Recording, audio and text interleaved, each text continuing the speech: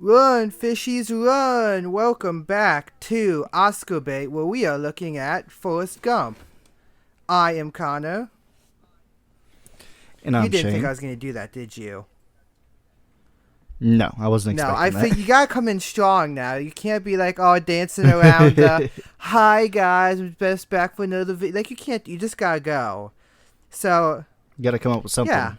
I literally came up with that in the second before I said it. So I'm pretty, I can't say proud, but I'm pretty impressed with myself. So hi, welcome to Oscar Bait, a look at all Oscar award-winning, for now, movies.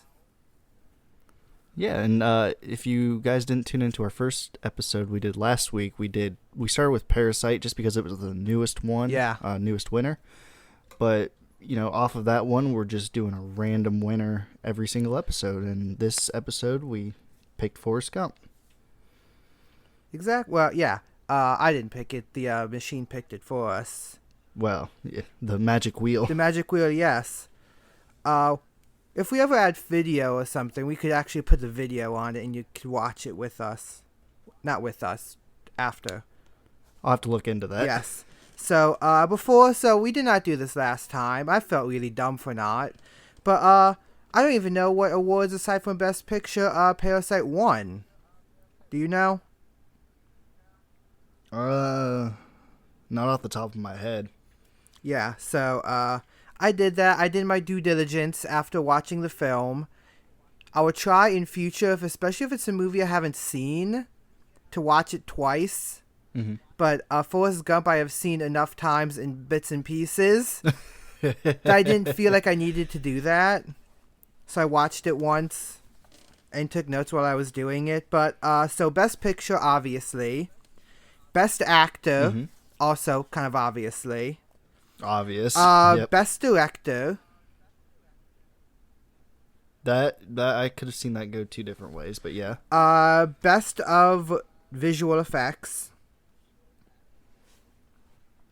Really? Yeah, because think about it. All of the art history sequences are all digitally imposed.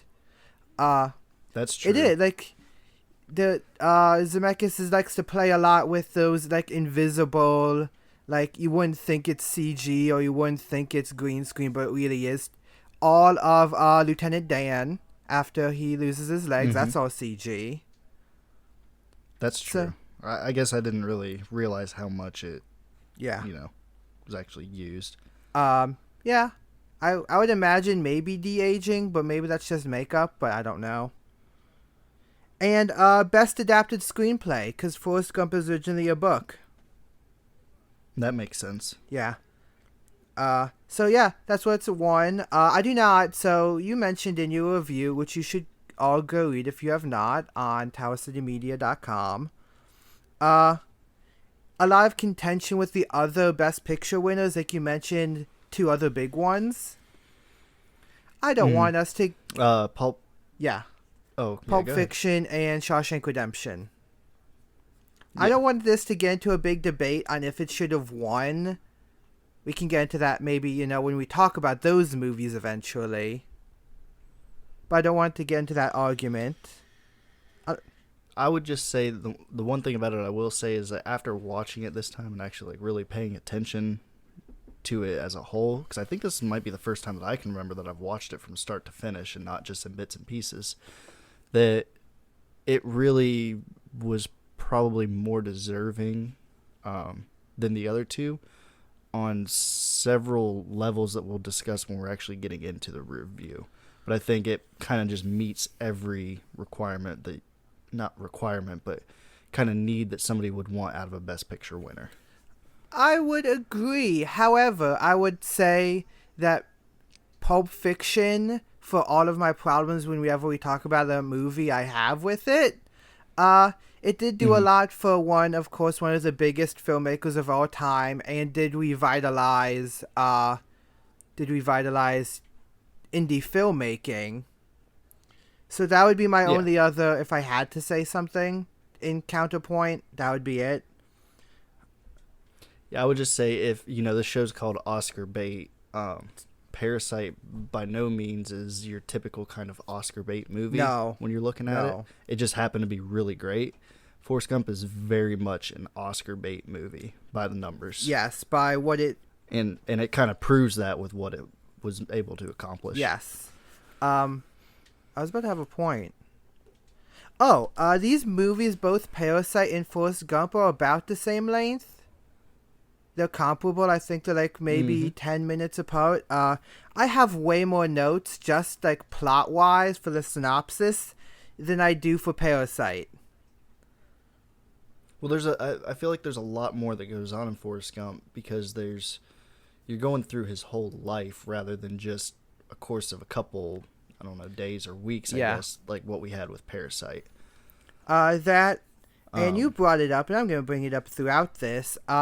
This movie is not really just one movie. It's like just a cram of every different kind of realistic genre movie you could possibly be all in one.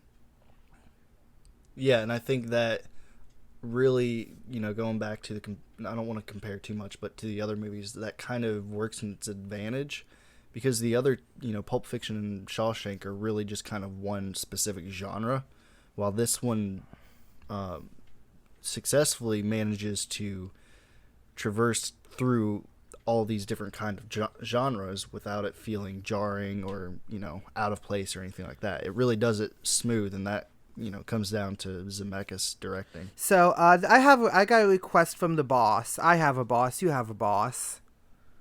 I got a request from the boss, and this is the boss's favorite movie of all time. And so I am not allowed to criticize it. We're not allowed to criticize it in any way. And the boss is going to be mad at me because I have some problems, but we'll get into them. Well, let's go ahead and start on off with the beginning of the movie. Okay, great. So, open with the titular Forrest Gump sitting on a bench as a feather drifts down to earth as the credits roll. The feather, CGI, does not hold up. It doesn't matter, but it does. It's not CGI. Well, then it could afford me. I'm just kidding. I mean, it's still an impressive shot, following it and sweeping under the car. It's still impressive. It's just not... It's just an incredibly fake, real feather. Yes. Forrest picks up the book, the feather, and places it inside a Curious George book in his travel trunk. A bus drives up with an ad for a car showing it's 1981. A woman... So this is already not set in the year that it's coming out in. So it's already a period piece even at this point. A woman gets out and sits down next to Forrest. He engages her in one-sided conversation. When we get the line about how life is like a box of chocolates, which doesn't make sense because if you look at the lid, it tells you what each thing in the chocolate box is. What, you've never gotten the box of chocolates and just not looked at the lid and just picked one up to see what you got? No, because when I do that, I get the orange cream nougat nonsense, and that's gross. Or maybe back then they weren't so wild. Maybe that, or maybe they just didn't have that, but then somebody had, like a Reese's peanut butter cup and then died from a peanut allergy. Again, it's not actually a problem because I get what it's saying, but that's still, that line doesn't make sense. Forrest says you can tell a lot about someone by their shoes, and recounts his life with his first pair of shoes he got. In a flashback, it's revealed Forrest's magic shoes are braces that allow him to walk around a doctor's office because he had a crooked back, crooked like a politician, which is a good line. Crooked like a Q. Or not a Q. Question mark. He says that one later as well. Where the doctor says... Yeah. Doctor says politician. He says how he is related to a famous Civil War hero and someone who started the KKK, who are ghosts. It immediately made me think of Quentin Tarantino's what was it, Django. Yes. For some reason, that's what I thought of. And his name comes from the idea that we make decisions that don't make any sense. There we go. Mm-hmm. Forrest gets his foot stuck in a grate, and his mom tells Forrest to never feel less than anybody. They walk to their house, a giant plantation, Alabama.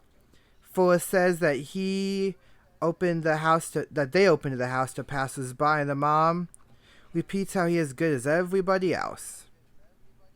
Cut to a principal saying he is not like everybody else. He has an IQ of 75, which IQs is a bad way of measuring because IQ only tests how good you are at taking IQ tests. But I don't think they knew that then. Or they did, they just ignored it. The principal says he needs an IQ of 80 to get into a public school, which is weird to think because now that doesn't count and anybody can get in. The principal says they're progressive, which is very funny because this is the 50s in Alabama. And propositions Mrs. Gump into sleeping with him in order to get Forrest into school.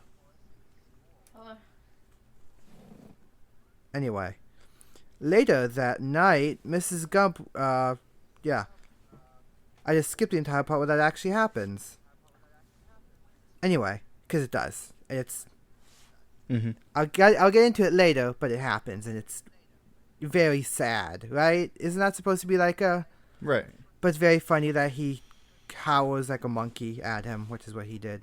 It's which is really funny. Later that night, Mrs. Gump reads to Forrest, and Forrest asks what's a vacation, since that's the excuse the mom made of where the dad went. And we never find out, which is nice. Mm-hmm. I mean... I wonder what what it would mean for him if anybody else asked him if he wanted to go on a vacation like later in life. That's a good question. He never gets that. We reinforce that the Gump house was filled by passers-by, as one of them was Elvis, and apparently Forrest taught Elvis how to dance. This is like the start of, this movie is going to be doing this stuff. Yeah, it was the first instance of alt history. Know if you want to call it like rewriting? Yeah, alt history. Forrest sees Elvis doing that same dance on television in a store window, and Mrs. Gump says that is not for children's eyes. 'Cause rock music's the devil.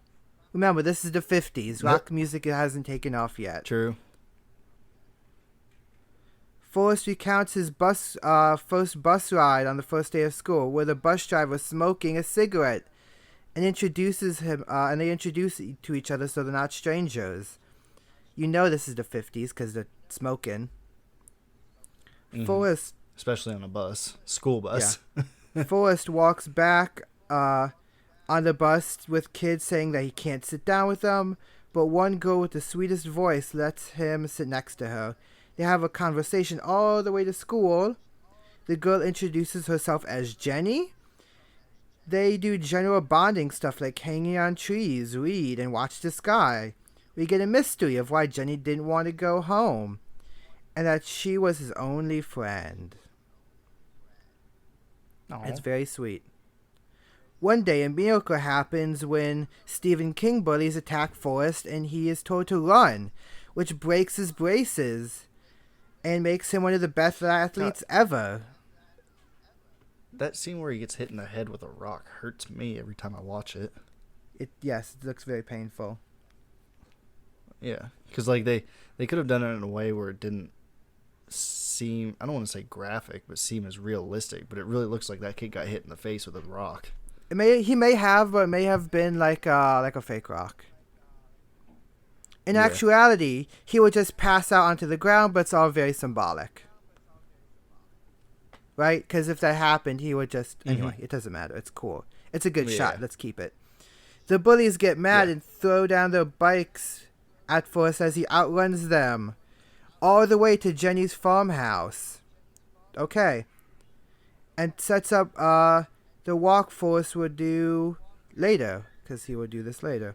Mm-hmm. At the farmhouse, Forrest recounts how Jenny's father molested her, and no one needs to know this because no one can see my notes, but I cannot spell molested. I literally had to pause the movie because I was never getting it with autocorrect, and I had to pause it to look it up. I like how it was all described through his point of view. Yes. And a lot of it was very vague, but it wasn't vague because he's being vague. It's vague because that's how he interpreted it. He didn't know. Yeah. So even when he's talking about like how he was always touching her, or Loving even on when he her. was talking about Elvis, yeah, even with Elvis, he was saying later on that guy ended up dying, whatever it was. He doesn't even know the guy's name. Which is very funny. He just honestly he just doesn't know. Forrest and Jenny run into the cornfield and pray. Only the police come and allow Jenny to live with her grandmother by Forrest's house. They are friends till high school when the same bullies chased after Forrest in the 50s version of a redneck truck. Because that's exactly what it is. It's got the big... Does it have a flag, or does it just have the Confederate flag license plate? I think it was just a license plate. Boy, those same bullies still hate... I bet all of those bullies have crushes on Jenny. And that's why they go and beat up Forrest. Forrest flees from the bullies and ends up getting onto the football field where he is recruited by the Alabama football team. Nobody's perfect. Look, it's a good movie. I don't like Alabama. We'll just leave it at that. Hence why I said nobody is perfect.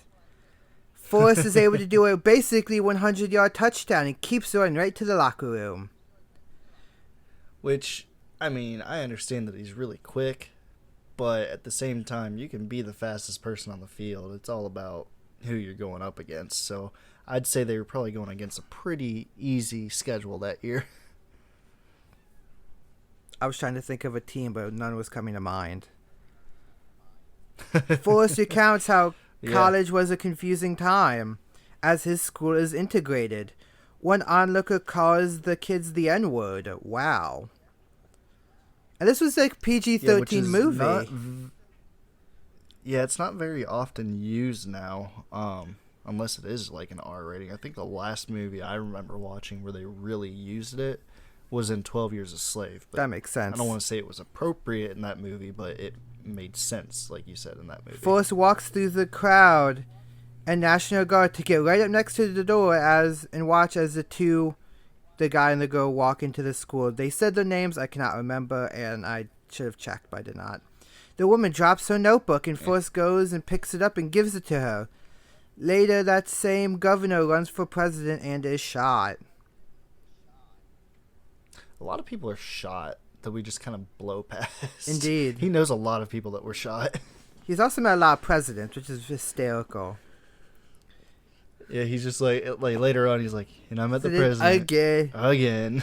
The first woman leaves, and a section woman with a child moves next to Forrest to listen. Oh, this is back in present, sorry.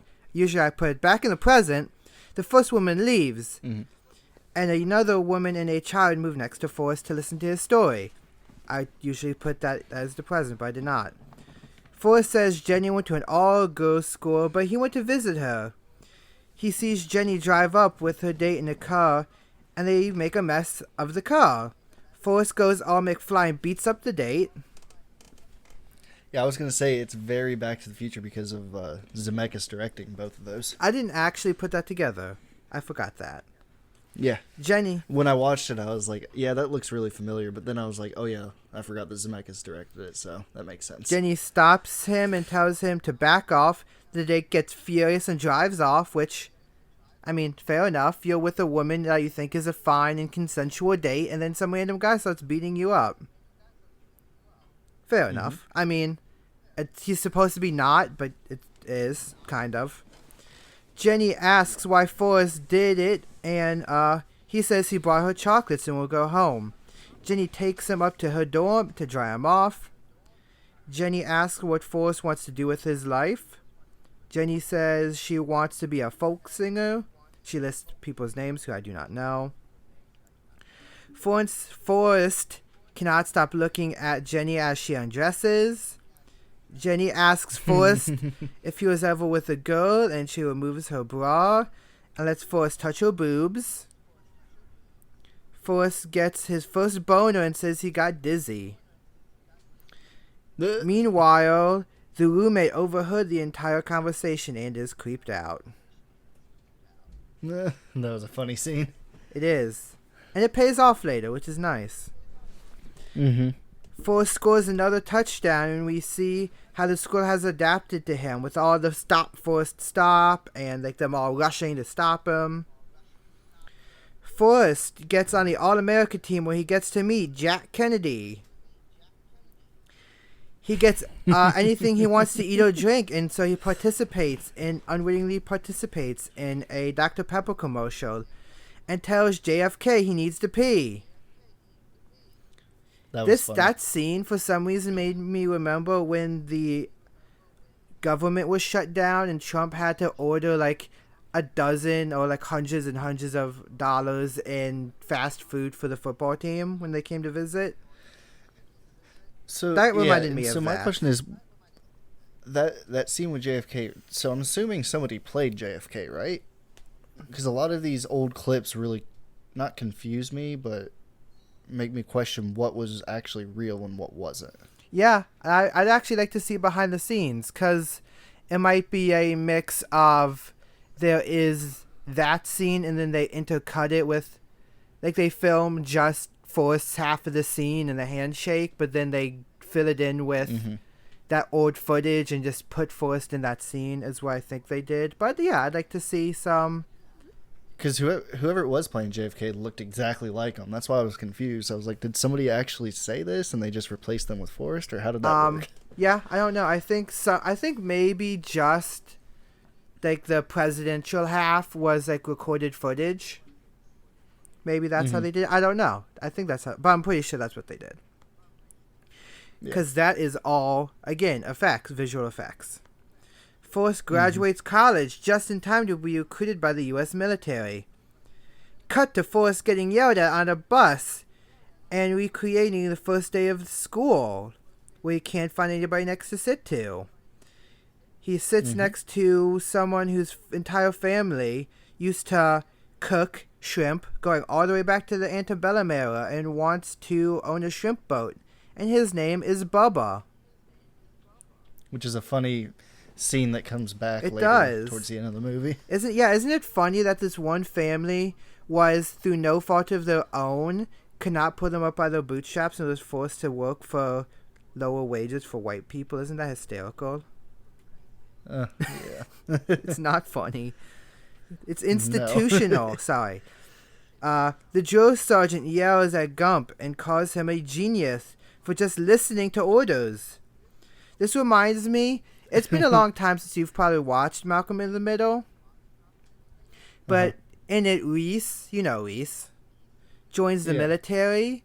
And this is the exact same thing that happens to Reese, is that he becomes like a god in the military because he just stops thinking and just listens to orders. Well, it's perfect for him because he's such a literal person. Indeed. Like, he takes everything literally. So you put him in the army and you got yourself a perfect soldier. I like how they say he's going to be a general when if you're a good soldier, you probably are not going to be a good general. Because you need two different types of thinking to do that. I just love, like, we can talk about it a little bit later too, but I just love how he literally just goes with anything that is thrown in front of him. So he graduates college. And he just goes to the military for football because it was just thrown in. Yeah. But the first person that comes up to him is military, and he's like, okay, I'll go to the military.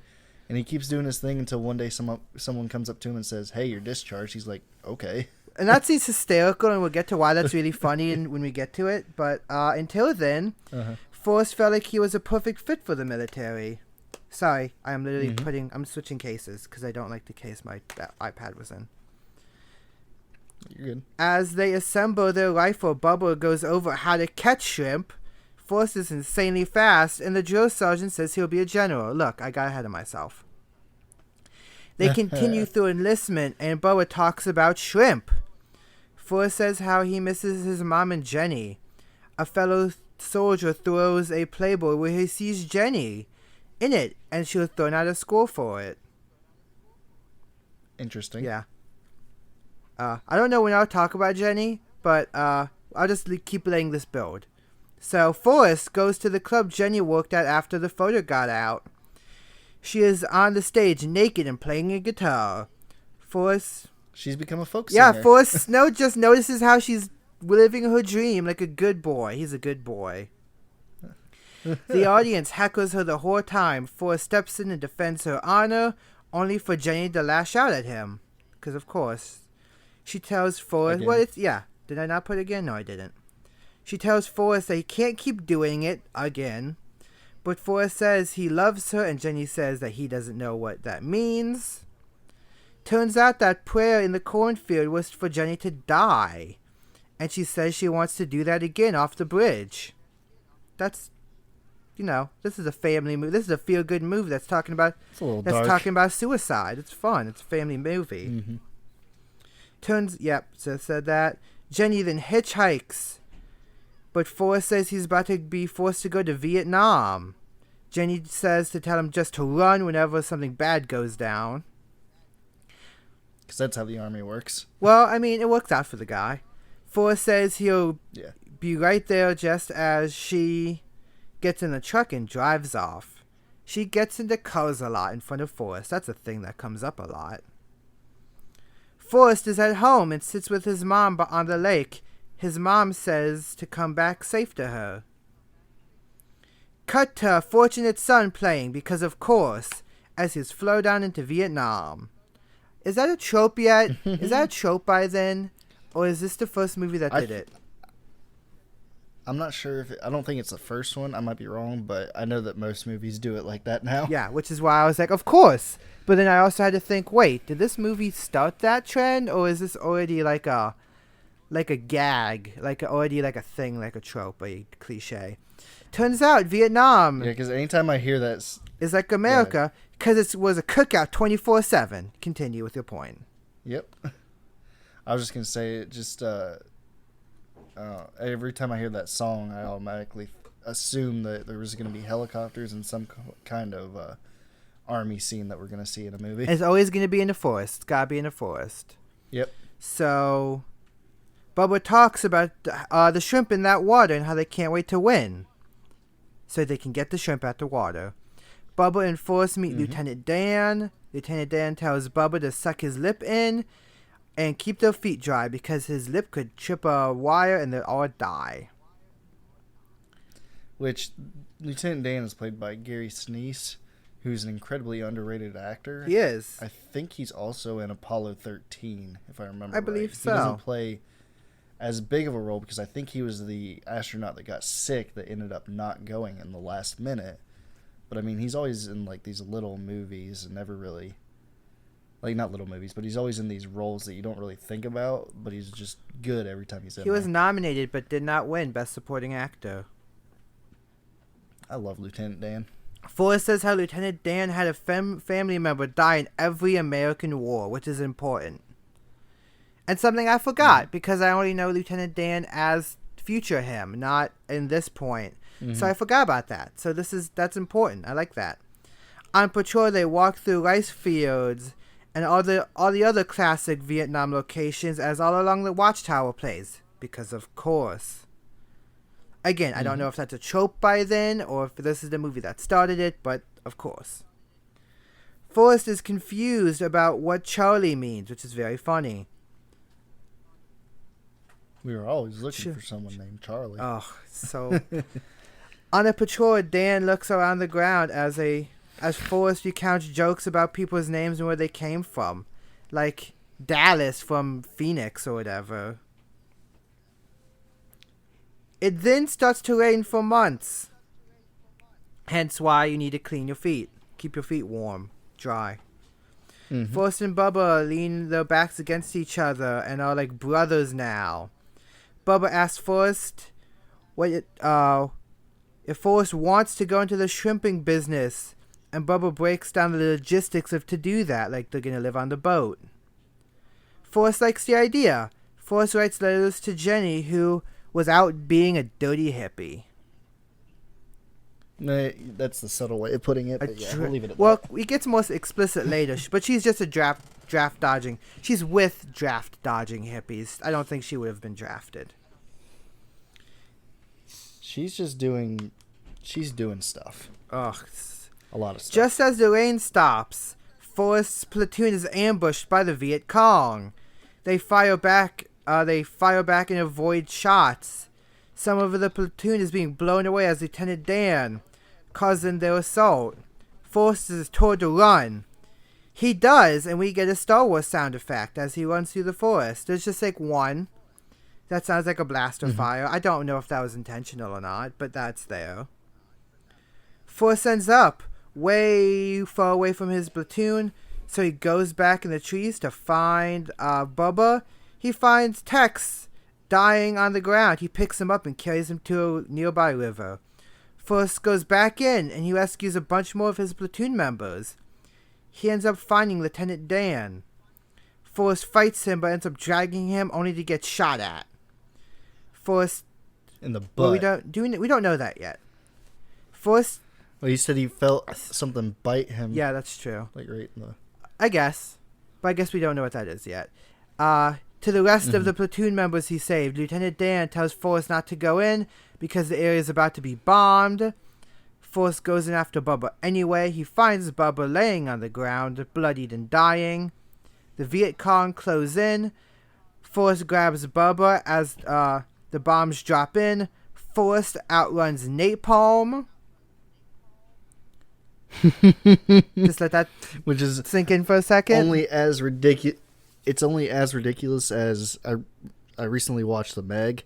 It's only as ridiculous as Jason Statham being able to outrun a megalodon, or outswim a megalodon. I mean, just like in Crawl, we can outswim alligators and we can outswim sharks in the water. It's a known fact.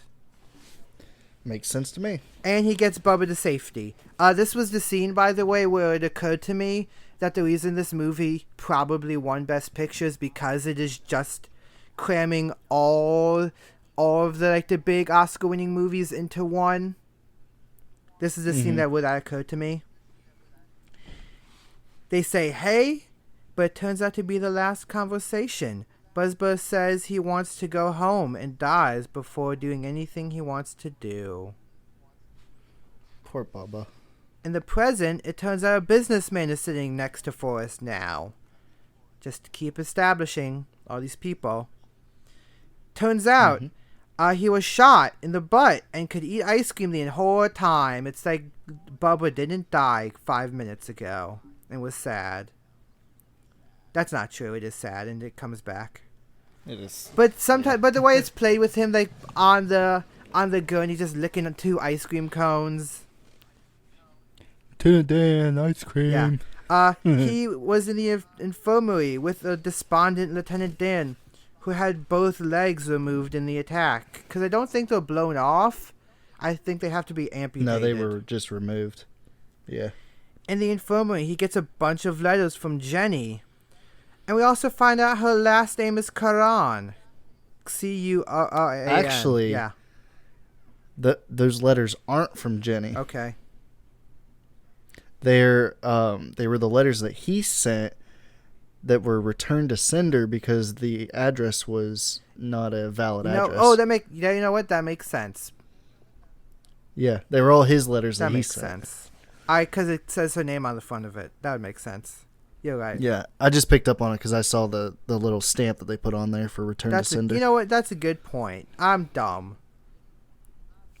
That makes so much sense. That's like the first time I've noticed it. That makes so much sense. Oh, I feel like an idiot. But yeah, because he can't get. Oh, that makes the scene even more sad. I'm sorry. In the infirmary, he gets Chinese Olympic athlete levels of good at ping pong. I wrote this before I remembered he actually goes to China, and so I felt really smart right here. In retrospect, because I forgot that happened. Meanwhile, Lieutenant Dan is still out of it. He takes it too literal. They told him not to take his eye off the ball, and he does it. That's true. Made him that good. One night, Dan wakes Forrest up and yells at him for letting him live instead of die like his forefathers. Forrest says he knows what it's like to not use his legs, because it's true. Which is funny, because Dan is probably like, I don't know what you're talking about. What do you mean? Dan says he cheated him out of his destiny, and he doesn't know what to do now. That destiny is over. I put Dan doesn't know what to do, but I just put that twice. So I'm just going to ignore the idiot sentence I wrote. While in the infirmary, he gets the Medal of Honor. He goes to tell Lieutenant Dan. He finds out he was sent home. Forrest left Vietnam a couple weeks later. Forrest is one of the people awarded the Medal of Honor by another president, and then moons him after the president asked him what his wound looks like. This is the scene where... Again, he takes it too literal. Yeah, this is the scene, and then the president... I can't remember which one it is. Johnson? I think they say Johnson. Nixon. Nope, that's later. Oh, it was Johnson. Okay, yeah, you're right. Yeah. My fault. Johnson's one of the few blind spots I have for presidents. So... This is the scene where out of all of them is the one where I don't know how he did it. How they did it. Yeah, I really want to see the behind the scenes on it. I wish we would have checked it out. I don't even know if that was an option, speaking about the Vudu version of this that I have. I don't, because I know some movies that you get on Vudu, they don't come with special features does. for whatever reason. Which, I mean, that always comes back to why I've always liked disc over digital. But at the same time, like, I mean, it's just more convenient to get digital. It just all comes down to how much you actually, look at the special features. And it does have special features. I'm looking at it right now. Fantastic. While looking... So I'll have to look into While that. looking at DC monuments, he's accidentally forced into a peace protest where he sees someone who says the F word a lot, and I am not sure who that's supposed to be. I don't know either. I was trying to figure it out, and I have no idea. I'm sure it's somebody significant, but I couldn't place it. Me either. Forrest goes on stage by the Washington Monument / Lincoln Monument, because it's right behind him. Forrest is unsure what to say, but when he speaks, someone pulls all the mics out. Forrest ends by saying that's all he has to say, but no one heard him. Turns out, Jenny was there. She goes for a dip in the memorial pool, where they run and meet each other, and the entire crowd cheers. And if this was like a war movie, like a general, like, boring war movie, and she was the love interest, that's where the movie would end, right? Yeah. But it doesn't. But of course they got to take her journey a lot further before we get what we Yeah, want. the two bond, and Jenny brings Forrest into the Black Panthers. Which is really Gosh. And meets the SDS, which I don't know who that is. I don't know what they are. That's another blind spot. Anyway, there's a person who's the head of it that is dating Jenny. Or I think it's not said, but it's implied. It might not be dating the way she was working while he was away. Oof. Forrest goes to that guy and beats him up after the guy slaps Jenny. Forrest apologizes before leaving with Jenny, which is very nice. He's a good boy. He's like, I'm sorry I ruined your meeting. Aw, dude. which was really funny. Very nice. Jenny makes excuses for her boyfriend. Forrest says he wants to date her, and Jenny says he looks good in the uniform. Jenny recounts her time as a hippie druggie. Probably was in a cult for like a solid 2 weeks, but we don't get to see that. At the start of the next day, her and her boyfriend has a terrible apology that she falls for. Forrest says... She seems to fall for a lot. Oh yeah, almost like this movie is bad about women. Oh snap! I'll explain that later because of what happens at the end of the movie. Forrest tells Jenny she needs to go home. Jenny just says that they have different lives. Forrest gives her a medal because it was all of what she did that allowed him to get it. Jenny walks off back to the bus to Berkeley and waves goodbye to Forrest. Her getting on another, I guess it's not a truck, but again, getting on a vehicle and driving away. It's a thing. We land on the moon, but everybody in the infirmary watches as Forrest plays himself in tennis. Can you imagine being so blown away by someone and how good they are at table tennis that you're like, who cares about the moon? Can you imagine that? Well, I like how every time because I think it's happened once before, and it might not happen again yet. But like how every time he's doing it, and some superior comes up to him, and they're like, "Private Gump," and he immediately just stops right where he's at, and then he says, as you were," or whatever, and he immediately starts picking right back up, like doesn't miss a beat. Oh, by the way, all of that was also CGI. Oh, He was just doing his end of it, the table, like the using the paddles. Oh, the ball was CGI. Yeah. I got you. He joins the Olympic table tennis team to play in China. See, look, I was so smart. I called it. He even gets to be on TV with John Lennon to talk about China. But he says... I don't know how they did that one. And John Lennon, yeah, and says he got shot and killed. God, that's like 3 people now shot. Because I didn't mention it. Yeah, there's a lot of people getting shot. I didn't mention it, but they also bring up Robert Kennedy getting shot while he was running for president. And JFK. So it's 4 people getting shot. Yes. Do they bring up JFK, though? Yeah, they said JFK got shot, and then right after that, they said Robert Kennedy. Forrest leaves the station to run into Lieutenant Dan, looking much worse for wear. Forrest helps him, and they go back to helps him in New York City, and they go back to Lieutenant Dan's apartment, where he's living off the government. Forrest celebrates Christmas with Lieutenant Dan, and they have this great exchange, where Lieutenant Dan is like, "Did you find Jesus?" And Forrest is like, "Didn't know I was supposed to be looking for him." Oh, he's such a good boy. Love that Lieutenant Dan laments his current situation. He both must accept Jesus, but also has to fend for himself, all in order so he can walk in heaven. He's also a visible drunkard. Mm-hmm. Forrest says he's going to go to heaven. I don't know how he knows that, but it's fine. He's a good boy. Because he's literal. If he says it, it's yeah. I mean, how could Saint Peter not let Forrest into heaven? He's nice. Such a good boy. Forrest goes down to the bar with Lieutenant Dan on New Year's Eve, and says they need to start a shrimp boat for Bubba. Good boy. Dan introduces him to 2 hookers. One of them says New Year's is a second chance. He thinks about what Jenny is doing. Cut to her packing up her stuff. We see that she has been hit again.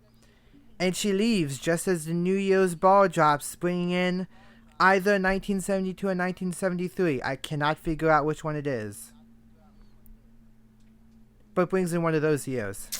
Yeah. I really like the editing in this scene. Because it uses the television to switch between them. Mm-hmm. Also, if she's in California, it is not New Year's Eve yet. That's true. It's fine. It works. Well, because in that scene, right, it'd make the assumption they're happening at the same time, but that doesn't mean it's true. Yeah, that's true. We'll give him a pass. It's fine. Yeah, again, it's like my problem with Parasite, where he just watches the news on his smartphone. It's not really a problem with the movie. Back at the hotel, Lieutenant Dan gets it on with one of the women as another throws herself at Forrest. Forrest pushes her off. He says, "Begone, thought." He does not say that, but I would pay Tom Hanks, who disappears into this role, by the way. I forget it's him every time. The only thing that I connect with is whenever he's yelling, when he's in Vietnam and he's yelling that he has to go find Bubba. I automatically, for some reason, that specific line makes me think of Woody from Toy Story. That's an interesting thought. I've never thought about that. But I don't know why, but that one anyway, specifically. I would pay Tom Hanks to use his Forrest Gump voice to say "Begone, thought." I would pay too much money. The other insults Forrest, and Lieutenant Dan stands up to Forrest, ironically falling out of his chair. That's clever. I didn't realize it till how you explained it, that he stands up for him but literally falls. I didn't think about it either until I was writing it. I was like, that's what's happening in that scene. Isn't that great? The CG for his legs not being there is amazing, and Greg Sinise really acts the crap out of being a Vietnam vet. He is amazing. I was trying to figure out if I could see where. You can't. Like, the CGI was so good. I was trying to see if I could see it. You can't even see, like, a shadow on where the legs are supposed to be. It's all gone. It's not there. It's perfect. Are we sure he has real legs? Well, no, because he has metal legs. We know this. We've seen the end of the movie. Gump visits another president, and he is invited to stay at the Watergate and set up that Forrest is the one who caught about the people breaking into the DNC to steal secrets. It's all Forrest's fault. I was dumb. It was hilarious. I was dumb because when I was writing this summary, I forgot what the name of the hotel was. Like, I thought it was Watergate, but then something in me said that's a dumb name for a hotel. That can't be it. And so I looked it up. I paused the movie and looked it up, and then 3 seconds later, it pans over and says Watergate Hotel. I was an idiot. I'm just giving away my secrets in this. I've done it like 3 times now. Cut to Nixon's resignation and Forrest being discharged from the military. This is where he stops again, but this time he runs out with the U.S. military paddle and goes home. Yeah, he feels like he's taking it, but he doesn't want to lose it. Exactly, he's a good boy. Forrest returns home and comes to see a bunch of merchandise that people want him to sell. His mom tells him to take the sponsorship. He then goes to meet Bubba's family and pays respect to Bubba. He tells Bubba his headstone he is buying a shrimp boat to start their dream, and he gives like an exact number after buying a suit, buying like a ticket, taking his mom out, getting a haircut, taking his mom out to dinner. He's a good boy. And I like how Forrest is like, you know that's a lie, but I have to, but Mom said it's okay because it's a white lie. Yep, said that. He drives out into the ocean where he gets nothing. Forrest says he found out shipping is tough. The dock caretaker tells him to name the boat, so he calls it the Jenny. Makes sense. Predictable. It is. It reminds me instead, this just occurred to me, you have not watched Dexter. But in Dexter, the first episode, it opens with Dexter killing a bad person and cutting them up. And then it cuts to him on his boat called Slice of Life. And that is very clever, and I don't know why I just thought of that, but I think that's really funny. Meanwhile, Jenny is partying at a discotheque and getting deep with drugs, where she then steps out onto a patio. We cut to her doing drugs. Now she's at this like apartment or hotel. She steps out on a patio overlooking the freeway where she contemplates suicide. She literally, like, her slip falls off the edge and she can't do it. And she locks herself to sleep in a chair outside. Boy. Yeah, she's definitely going through some stuff. stuff. Wouldn't it be nice to stay with Jenny? And, you know, I would say some of it now. If this movie was made now, it would all be from Jenny's perspective, right? Probably. It would be more... It would not be called... Like, it wouldn't... I don't know. Anyway. It'd be interesting to see. Forrest looks up at the moon while on his boat, because that's what Jenny was looking like. It pans up to the moon, and then it cuts to Forrest looking at the moon. One day he sees Lieutenant Dan sitting on the dock. Forrest jumps off his boat and swims up to him out of pure excitement, and he should, in reality, never see his boat again. But instead it just wrecks into another dock. It's fine. Which was It's funny. very funny because because you're like, what's going to happen to the boat? And it's just behind him, casually. Crush. It's great. Lieutenant Dan tells Forrest to take because Lieutenant Dan says he'll be his second mate if he ever starts the boat. It's good stuff. Lieutenant Dan tells Forrest to take a left, and he feels like there's shrimp out there. He is wrong and only gets trash. Lieutenant Dan says to pray for shrimp. Cut to Forrest and Lieutenant Dan at church, praying for shrimp. But really... Another really funny but scene. But says that, you know, Lieutenant Dan left it up to me to do all the praying. And then he's back there in the back drinking. Lieutenant Dan, you're not a good boy, but I still sympathize with your cause. They continue to be unsuccessful, even as Lieutenant Dan becomes more capable on the boat. A storm hits that knocks out all of the other shrimping boats. Turns out that was a hurricane, and now Forrest is able to become a monopoly of shrimp and start the Bubba Gump Shrimp Company. Because there's no more boats left except for Which is really lucky. Did you know Bubba Gump Shrimp Company is an actual restaurant you can go to? Did you also know that there is one, I believe, in Hawaii that Chris Pratt was a waiter at, that's where he was found? That's amazing. No, I was just going to say that because I've been to it, they also have very expensive drinks that don't have the price on them. And then you get the check and you find out they're like $20. Found it out the hard way. But when you're there, by the way, the one by me closed down, the one downtown. It closed. It's very sad for some people. Anyway, it's sad. But when you're there, they have lots of Forrest Gump memorabilia. And they have you ever been to one before I explain all this? Okay. No. On the table, they have like a sign that you can flip up or down that says "Run, Forrest, run" if you're fine, and "Stop, Forrest, stop" if you need anything. That's funny. That's a real place you can go to. I want to go. If you visit, you can't come to this one. It's closed. Oh. And it's like they haven't even replaced it yet, which I guess makes sense now. But even before this, they hadn't replaced it yet. In the present, the businessman is shocked. He's sitting next to the head of the Bubba Gump. And turns out he is a millionaire. Now, does he think that he's lying? Or is he that just generally surprised? Because I couldn't tell. Because it seemed like as he's getting up and laughing, it seems like he's like, nah, this is ridiculous. You're not the... Like, it feels like he's not believing him, but at the same time, maybe he's kind of overwhelmed with the fact that he's sitting next to somebody worth so much. It depends on the film. With this film, I would say he can't believe it. But if it's a more like cynical film, which this film is not, I would say he doesn't believe him. Like the spirit of the movie tells me he doesn't believe it. An older woman scoots up next to him so Forrest can finish telling the story. Forrest takes out a picture of what Lieutenant Dan looks like, and the woman is very, I don't know, shocked or just surprised. I don't know what's going on with that. Back in the flashback, Lieutenant Dan thanks Forrest for saving him, and Lieutenant Dan jumps overboard.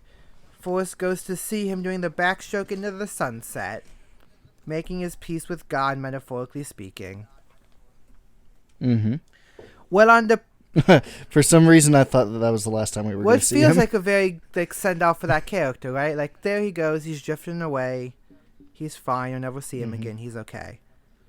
He's gonna get eaten by a shark, and he's gonna fight the shark. He's gonna lose his other hand, and it's gonna be a great sequel. He's gonna have a hook for a hand and 2 peg legs. That would be the best movie ever. We have to get Greg Sinise because he's not doing anything. In an eye patch. He in the fight with the shark from 47 meters down, because you just watched that. Oof. I assume that's good. I'm assuming, and it's great. And then because he learned so much from that fight, he's going to take on the Meg. There you go. Making this is of course in the cinematic universe with all shark movies now. While on deployment, Forrest gets a call that his mom is sick. Forrest leaps off the boat, swims, and then runs all the way home to see his mama. Forrest's bubblegum hats are red, which is unfortunate now because of what connotations that gives for some people. Which, that was not a problem when this movie was made. But that's a thought people might have now. It's like, oh, he's wearing a red hat. That's a problem. But you know Forrest Gump's luck. He would obviously he's met Obama. He's met Trump. He has in the sequel. Oh, yeah. He met Clinton. He met both Bushes. Oh, he snitched on Clinton on accident. That's what happened. That is actually what would happen, right? If they made a sequel, that's exactly what would happen. Forrest bursts in to see his mom laying in bed. And the same doctor who he saw as a kid and hasn't aged says that she doesn't look great, but they straightened him out. Mm-hmm. His mom says she's dying, so he takes a seat next to her. She says it is her time and death is a part of life. And this is why I made the note that women are not treated well in this movie. They have lots of limited agency. Well, I mean, Because timing too. Because it's his mom and Jenny are the only Mm-hmm. big female characters in this movie. I'm not saying you need them, but I'm just saying this is a pattern that I have noticed. Well, surprisingly, there really aren't that many main characters in this movie at all. There's really only 4. But I mean, if you could say Bubba, but really, if you don't count Bubba, there's only 4 major characters in this whole movie. Which is impressive. Two of them are women that die. Yikes! Yeah, that's true. Yikes! That's one of those. I don't know if the boss is gonna be mad at me for pointing that out, but that's just a thing. Because it's not like I'm not gonna argue now. I can't argue. She says she did her best, and Forrest asks what is his destiny. His mom says that life's like a box of chocolates. Turns out she had cancer and dies, and it's very sad. She ate a bad batch. That's not how cancer works, but okay. In the present, the old woman is crying on the bus bench. The woman's bus comes and goes so Forrest can finish telling his story about how he was a shareholder in Apple. And a fruit company. Yes, thank you. We know it is Apple, but I think and based on the timing, I bet they haven't even come out with the Mac. I bet they haven't even come up with the Macintosh 2 yet, so they haven't even made it big yet. But they are. Yeah. Then there's that really low point after Jobs leaves, and then it gets really big again. And he decides just to tend to the fields, the high school football fields. He doesn't even get paid for it. He just wants to do it. Well, he's got too much money. Well, he says he gives a bunch of money away, which he gives it to a church, he gives it to the hospital, and this movie is a feel-good movie because he gives it to Bubba's family. And his mom passes out. The mom passes out, and then it cuts to her being served by a white woman. She gets that redemption she deserves. And in real life, that would absolutely never happen. So that's the real feel-good part of the movie, because in reality, that would never happen. Mm-hmm. At night, Forrest would like Jenny to show up, and she does eventually. One day, she does just show up while he's mowing the lawn. But very convenient. Forrest has learned. He does not just hop off the lawnmower and let it ride. He actually stops it and puts it in park. He's learned. They hug, and she stays with Forrest for an indeterminable amount of time because she sleeps a lot. Because she was a druggie and was abused. She's recovering. Yes. Forrest recounts his life until they stumble upon her family farm, which is just a convenient walk away. She goes up to the farm and throws her shoes and the rocks at the house. She falls and cries about everything that's happened to her and how badly she was treated. They then become a pseudo-family unit. On the 4th of July, Jenny turns off the TV and Forrest asks her to marry him. Jenny says she doesn't want to marry. Forrest does not want to marry her. That's very specific. Forrest asks why she doesn't love him and says he knows what love is, and then he goes and sits outside. Poor Forrest. Later that night, or another night maybe, it's not really clear. I assume it's that night just because that's how, That's what I... Yeah, but it doesn't actually tell you, but it's fine. It doesn't matter. Jenny comes to Forrest's bedroom and says that she does love him. They kiss and continue what started in college all of those years ago. That morning, Jenny runs off and gets into a cab. Hey, look, she's going into another car again. That's like the 3rd time that's happened. Yeah, she's just leaving him. Forrest... So she does him and then she just leaves him. Ugh. Forrest sleeps, unaware. When he wakes up, his medal is resting on his table tennis racket because, I didn't bring this up, ping pong is trademarked. So its technical name is table tennis. Huh. You know how I know that? Oh. I got 2 credits for a table tennis class in college. I think I remember you telling me that. That's pretty cool. Her bed is made as well. I just stopped mid-sentence. He sits alone in the empty house and on his porch, getting to like suck in all of that emptiness and silence. Is very sad. Forrest puts on his Bubble Gump hat and he just starts running and he doesn't stop. Going from the edge of the driveway, to the edge of town, to the edge of the county, all the way to the ocean. He turns around and keeps going. He keeps going through all of the great American landscapes you can think about. Turns out he's been doing it for 2 years, which seems unlikely, but sure. Jenny sees the new news broadcast of Forrest on the TV while she is a waitress. Forrest is confronted by news people, all trying to get their own political takes to make it political. Which which is very very accurate too, right? Because they'll be like, and are you doing it for women's rights? Are you doing it for this, that, or the other? I just wanted to start running, and so he did it. Mm-hmm. Soon, people begin to join him on his run. During the run, he comes up with the "shit happens" slogan and the smiley face symbol. I don't know. I definitely do not know how the symbol happened. The smiley face. Magic. See, he puts it on his face. It's got mud, and he puts it on his face, but then it just comes out perfect. Well, this is a fantasy It is movie. true. As the run progresses, he runs for 3 years only to stop, turn to his parish, his flock. Yeah, because he's Jesus now. Yeah, I guess I did not go with a Jesus metaphor here at the end, but yes. And he says he's tired and wants to go home. He then parts the Sweat Sea. See, I went with more of a Moses thing there. And goes home. Mm-hmm. I wonder how long it took him to get home. I wonder if he just walked. If he caught a ride or something. I would say he Ubered, but that wasn't invented yet. You know what, though? Forrest probably invented Uber, right?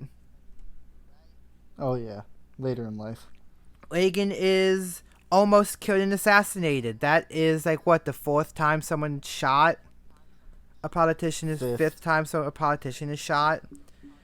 Forrest is home and he gets a letter to go to Savannah, which I bet. I have not been in downtown Savannah in a while. I wonder if there, that bench is a bench you can actually sit at. Huh. I bet you it is. I'm sure. Just like if you care about, say, The Notebook, you can go to downtown Charleston and see all the places. Or if you care about Safe Haven, you can go to Oak Island and see all the places. Yeah, I don't. We're gonna pass on that one. We catch up to the present, and the old woman says that the street is only 5 or 6 blocks away. Forrest runs to see Jenny in her apartment. While inside, he gives her the box of chocolates, which of course he ate some. Mm-hmm. Jenny shows her the scrapbook of him running. Jenny dances around her apology, and Forrest is introduced to Jenny's son, Forrest, who says he's named after his dad. Boy, Plot twist. only one time and she gets pregnant. Yeah, no, she better be careful. That is incredibly unlikely, especially after the life she lived. That's true. I didn't think about that, but he must have some good swimmers. Apparently. Turned out that one night got her pregnant. Sure. That's just my own comment. Jenny tells Forrest he did nothing wrong because, of course, you find out you have a kid, you're automatically like, oh my gosh. Anyway. Oh yeah, I guess that's... Anyway. Forrest says he's the most beautiful thing and asks if he's smart, meaning is he neurotypical. Forrest talks to Forrest Jr., but instead they just watch Sesame Street. At the park, Jenny tells Forrest she is sick with Disney parent disease. Because we don't actually know what it is. I assume something drug related. Yeah, I was trying to. Like she probably like an AIDS or an HIV thing. That's what I was thinking it But was. we don't actually know, so it's the mysterious Disney virus that kills all parents in Disney movies. Except for Frozen, where it's a wave that crashes on the boat. That's Well, that different. too. Forrest says she can return to Alabama and he'll take care of her. Jenny asks if he'll marry her. Boy, that's a twist. And Forrest agrees. Huh. They get married on the plantation with Jenny in her flower power dress. Yeah. Lieutenant Dan walks up with his fiance. Walks up with his fiance Susan. He grew new legs. Yes, he grew new legs. A medal. This is now Full Metal Alchemist. He grew new. I guess that's not true because those are also metal. They all meet, and Forrest gets married. Those are titanium. They are legs. titanium, like they made out of the spaceship. Mm-hmm. The Gump family walks up and down the plantation. Forrest takes care of Jenny. He walks in and sees her sleeping in his mother's bed, and he freaks out for a second because he thinks she's dead. Which, boy, that's like a horrifying image, right? Your mom dies in a bed, and then you see your girlfriend, and she's sleeping, and you know she's sick, so she's gonna die. That's when you just burn that bed. Really. Jenny asks if he was ever scared in Vietnam. Forrest says he was, but he liked watching the stars and the coast, and all the time running he could see the continental U.S., and she says she wishes she was there, and Forrest says she was, because it was in his heart. Isn't that so sweet? They don't say in his heart, but that's what the subtext is implying. Yeah, sure. We'll give it that. Jenny says she loves him. I really hope so, because they got married. I mean, I guess that's not true. You don't have to love somebody to get married. We just hope that's true. Well, yeah. Forrest talks to her headstone about when she died, and that he destroyed her dad's house, which is very nice of him, because he's the best boy. Forrest is sad when she is dead, of course, and Forrest Jr. is about to start school, and is being well taken care of. Forrest Jr. writes a letter to his mom, which Forrest leaves on the headstone because he's a good boy, doesn't read it. Yeah, that was really nice. Forrest because most people would read it. I just got to that episode I just didn't just get to it. I got to that episode. So in How I Met Your Mother, which you have not seen, two characters get married, and they're like, we have to have like a death pact in case one of us dies. And so one character writes this really long, like pages long letter about him dying and what it meant. And he sees his wife, the one that his wife wrote, and it's just like PIN code, bank account number and information, and like her initials. And he's torn up about it. And he's like, they have this whole thing, and that's an arc. And then it ends with he checking it again like years later into the future. And it says, haha, I got you, I knew you'd check. And you're like, what? She's dead. Turns out she's not dead, and he is just checking it. Oh, that was a good reveal. That's funny. Anyway, I just wanted to get that out of the way, because the whole point of this entire movie is that Forrest confronts that he doesn't know if his life was destiny or if he floated along, or maybe both. And that's what the movie's about. It just comes out and says it. Both. What's that? Let me finish this and then we can get into it. Forrest cries and says he misses her and he'll always be there if she needs him. Aww. The movie ends with Forrest sitting with Forrest Jr. at the bus stop. Forrest Jr. brings the same Curious George book from the opening for show and tell. Forrest puts him on the bus and says he loves him and he'll be there when he gets back. It's the same bus driver from when Forrest went to school. And she's not smoking, and she doesn't look any older. She is amazing. Yeah, that's surprising. It's fine. It's fantastical. Yes. Fantasy. Thank you, that too. Well, it's fantastical and a fantasy. Forrest sits down on the bus stop. The feather has fallen out of the sun's book and drifts along into the sky above the plantation and into the clouds. It then flies at the camera and we get credits. And that Ta-da! is How I Met Your Mother. So, the movie is about if Forrest was floated along in life or if it was destiny. That's what the point of the movie is.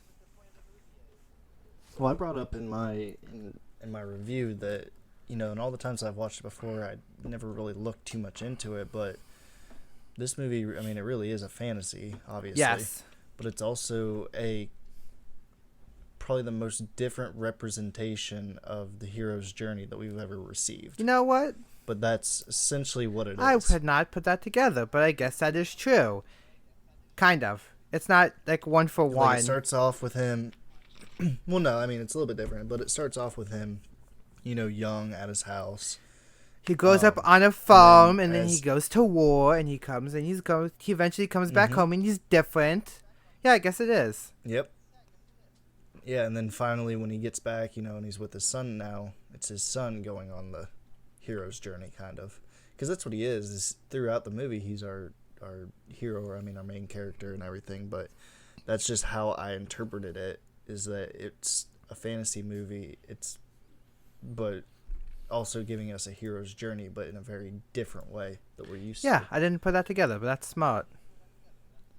Yeah, I like it. I do. It's a good movie. It's a shame about the women folk and how they're represented. Yeah, and I can see, you know, we're not going to get into it too much, but I can see why it won Best Picture. I mean, there's nothing, you know, this is a Best Picture worthy It movie. is. It's got all the drama. It's very, realistic, and it's, yeah. And Shawshank is too, but I think what it comes down to is, you know, you talk about Oscar bait movies. This one is very much by the numbers Oscar bait. Shawshank is a very good movie, but isn't necessarily an Oscar bait type of movie. It's a movie that was good because it was made really well, kind of like Parasite, but where Parasite, you know, was even better, you know, on a different level. It was so different. Parasite was so different, which probably helped it. Yeah, and I think it comes down to, you know, Shawshank being more about prison, these bad guys, and these guys that should be in prison getting out of prison. Or I guess it depends on how you look at that, if you actually believe Andy or not. But then this movie really is just a feel-good movie from start to finish. It's the movie that everybody loves and wants to love, and, you know. Yeah. I can see why it won over the other movies. Yep, that, there was something in there. Now I can't remember what it was. But yes, it's got, I think, again, technical achievement in filmmaking, very strong. Mm-hmm. Again, you mentioned, how did they do those presidential scenes and all of that news footage stuff? How'd they do it? Yeah, for the year that it came out, that was impressive. It's still impressive. You still can't figure out how they did it. Yeah. So, yeah, I think that way it's good. Great acting. Again, Tom Hanks disappears into it. Would you say this is his, I don't know how you would say it, like legacy role? Like his most achieved role? I'd have to look into more things that he did. I mean, I know Tom Hanks, lots of things. He's done lots of things. But I'd have to really look into it. I would say maybe. I want to say Woody from Toy Story, but I think that's too kid focused. Like, you know, it's full. Yeah, because it's not actually. It's a family picture, and he gives a good performance as Woody. But yeah, I think this might be his biggest achievement.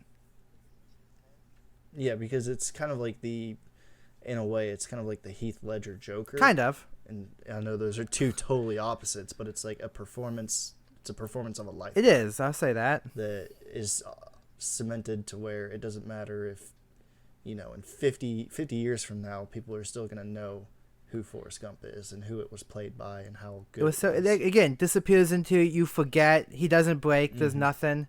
But Tom Hanks, great actor. I remember going to the movie theater and seeing a trailer for Sully when he was going to play the guy who landed the plane in the Hudson River. And that Dan Brown movie. and he was in both of them, and he's like completely different, and there was like the same trailers back to back. I'm like, he's amazing, and this kind of like his cementing. He's amazing. He's a good boy. Do you know who plays Jenny? Robin Wright. Prince. Yep, and she's in Wonder Woman, and she's also in House of Cards, right? I have not seen House of Cards. I cannot tell you. I know her. I believe she's Spacey's wife. I know her as Princess. I want to say Bubblegum, but that is not right. That's a adventure. That's Adventure Time. I think I've never actually seen Adventure Time. No, Princess Bride. She is Princess Buttercup in Princess Bride. Oh, interesting. Which is a great movie. That movie should win Best Picture. She was also in Unbreakable. Huh. Yes, I know who she was. She's also very good. She's in a lot of stuff. But yeah, she was really good. Sally Field played his mom. She didn't have a whole lot, but she was really good in Yes, I think everyone's good in this movie. Yeah. Anyway, should we do the wheel? Should we spin the wheel? Let's go ahead and so we know what we're talking about next week. I wonder if can you hear? I'm gonna put my mouse up to the mic so you can hear as I click the wheel. Can you do that great Foley that you did as the wheel spins? Oh, it's so good. It's already calm. You just finish your thing because I already have the answer. Do I get a vowel? What did I land on? Can I guess a vowel? Can I buy a vowel? Bankruptcy. Ah, it's always always a bank. We are doing 2017's. I'm just gonna stop this bit. We're doing 2017's The Shape of Water by Guillermo del Toro. Shocking movie that won. I think that was a big surprise. Which I have not seen it, and I have not seen it, so I cannot make this assumption. But I have an assumption on why it won, and we can talk about it when we get to that next week. Correct? Yep, that'll be our next one coming up next week. All right, see you guys. Oh wait, like, comment, subscribe, follow us on all of the things at Tower City Media. All one word.